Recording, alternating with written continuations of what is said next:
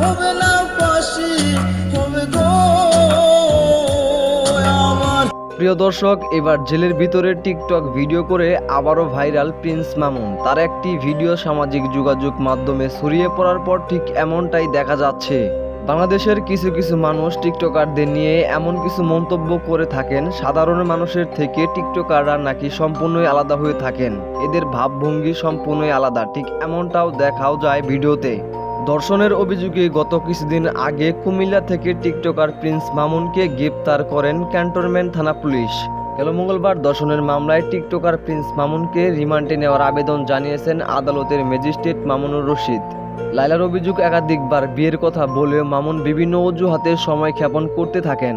সর্বশেষ গত 14ই মার্চ মামুন তাকে বিয়ের আশ্বাস দেখিয়ে ধর্ষণ করেন। এরপর পরের দিন বিয়ের কথা বললে মামুন ক্ষিপ্ত হয়ে ওঠেন এবং অশ্লীল ভাষায় গালাগালি করেন।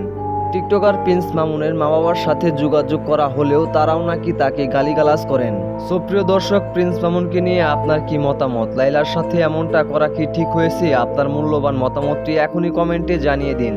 ভিডিও ভালো লাগলে আমাদের নতুন ইউটিউব চ্যানেলটি সাবস্ক্রাইব করে আমাদের পাশেই থাকবেন। ধন্যবাদ। আমার যে সন্তানে আমার কামাই করে খাওয়াইতো, যে সন্তানে আমার প্রতিবন্ধী ফলামাইনের খাওয়াইতো, ঈদের বাজার করে খাওয়াইতো, এই সন্তানই যদি জেলে তাই আমি মা আমার কি ঈদ রাখবো?